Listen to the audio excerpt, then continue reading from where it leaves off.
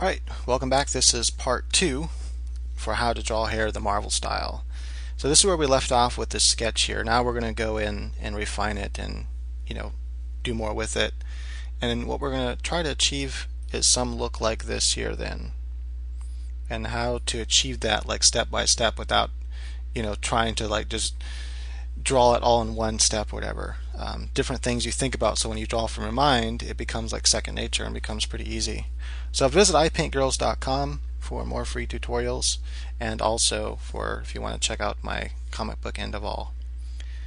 Okay, so let's deal with this side first here. I want to deal with the three layers we talked about. There's this part, that the hairs that start from here, then there's the hairs that start from there that go underneath, then there's the hair that's in the back, from the back of her head. They start in the back of her head and they're coming over this way, and some of them are coming over her shoulder, some of them might be going actually in her back.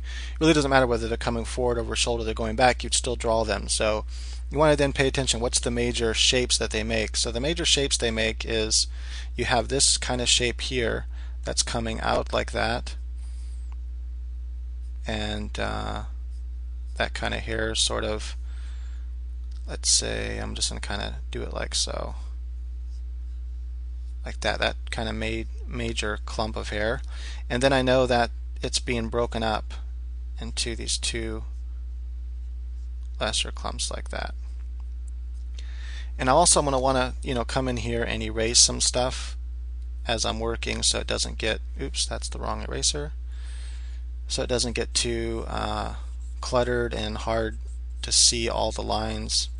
I want lighter lines and darker lines I can work on top of. I'm going to zoom in a bit here for you can kind of see what we're doing. Right, so we're going to then draw that hair, and this would be easier to do like in a program that has vector,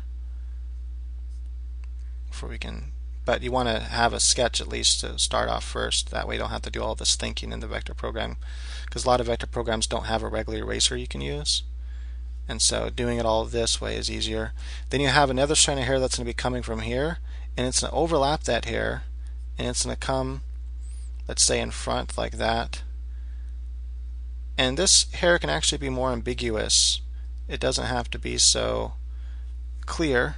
And what I mean by ambiguous is we're going to erase everywhere the hairs overlap. At this stage I'm not worried about the sketch being all that great, because I'm going to go in and ink anyway.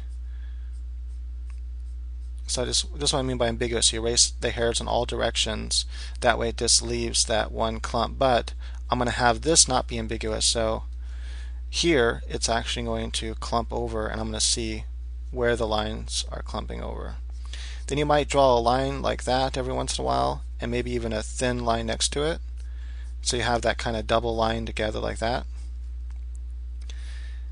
And so Marvel will do that, take up to break up some of the white spaces, just draw a little strands in there like that. Kind of notice this strand kind of like an S. So what you do is you'll have a strand like this, right? And then you might have another strand start from this side and then come like that. So it kind of breaks up, or it might just come like so, and then you might have a few strands like that. So just keep those kinds of tricks in mind, because they're used often. I'm going to erase all that really quick. I could just backspace, but whatever. Okay, so notice that that line is coming like that, and then I can have a few lines, maybe just one line coming like that. So it's just the way to break up white space. So once you have your big clusters, you're using these different techniques to fill in those blank spaces, those white spaces. And I'd like to start from this these back areas first, because they're easier. Then I can come over it and then erase what I need to. I'm going to have that kind of strand coming together. So when you get down here to the end, I'm not really even going to pay attention to the photo. From this stage here I can just kind of start overlapping a lot of it, and making big clumps and smaller clumps, and think about hairs in the background of these clumps as well. You don't want to have it too cluttered. You want to strike some sort of balance between large areas with a lot of white and areas with more detail. And you don't want to clutter up the areas with too much detail either, because especially when the panel's small, you won't be able to see it anyway. Just a few selection, less is more, as they say, and just a few select areas where you want those details to come in is really going to make the difference. And you don't want to spend too much time on hair anyway, because you only have so much time. Notice I'm breaking up that white space using that technique, having a couple lines to insinuate hair. Then I might have, after I have all that done, so I'm going to go ahead and focus on those 3 main hairlines she has, and I'll kind of add those in there. So let's say one like that, and I could get them close together, but I'm working at kind of low res, so I'm not going to have too much detail here. I'm going to kind of have a big dark area there. That's another thing you can do to add some variation, is add areas where where you're breaking up the clumps of hair with darker big strands, so you can really see those differences, so the white really pops out at you. Then I'm going to have this hair coming all the way over like that, and it's going to kind of overlap all those hairs. This is another trick then you do to add some variation. That's too thick. To add some variation to, damn man, why is it, oh, what the hell? I don't know why I'm having my things not aligned right or something, the angle I'm at, so I was having a hard time. I'm going to have that be a dark strand, that be a light strand. And then you'd break it up. So what you do is you have all your hair going one way, let's say. I probably should have just started with the eraser, erased first, and then went and draw my lines. It would have been easier. So you can just like make strands of hair by dragging your eraser right through and then defining it afterwards. And so you can do that with pencils as well, like on a piece of paper. Traditionally, just take an electric eraser or something, or a good eraser that will allow you to get that kind of detail and go over it. I'm going to make this hair, because this is the big clump, a lot darker. All this will look better once it's all inked. Notice all that back there now looks cool because you have these different hairs going different ways, and it adds a lot of style and coolness. These hairs are going to be pulling over. Notice that hair is going to come like that. That hair is going to come like so. You're going to have that kind of shape. So this is how you can have these little shapes like that to break up even little strands of hair. So notice that was like all one little strand of hair, but now it's all broken up into those little shapes. And that's another thing that Marvel will do a lot.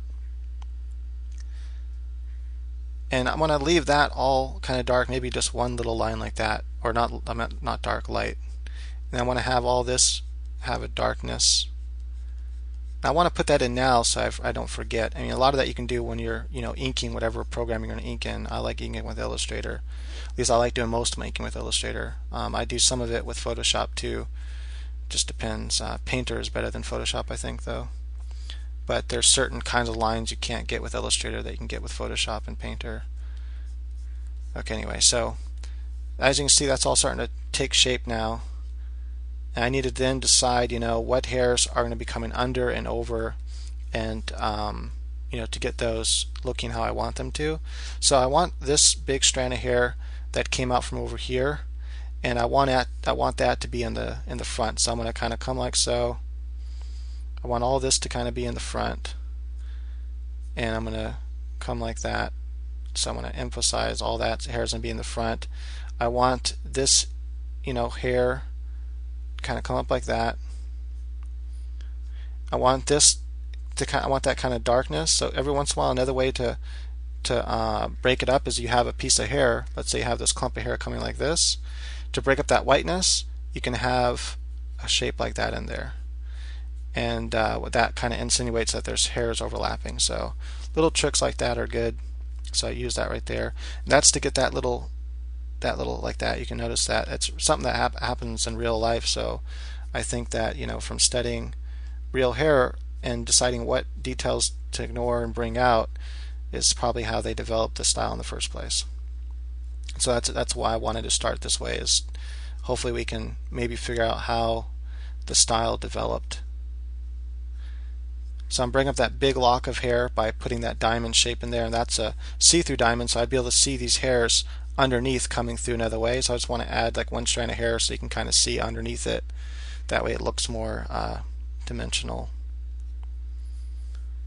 and then I'm going to have a few connected to this here. I'm going to have a few little strands like that. That's another trick you can do, is have a few, follow that same shape. You notice it kind of does it anyway, and then you can have a hair just kind of coming off wildly over that way, and then I could erase where those hairs are interacting like that.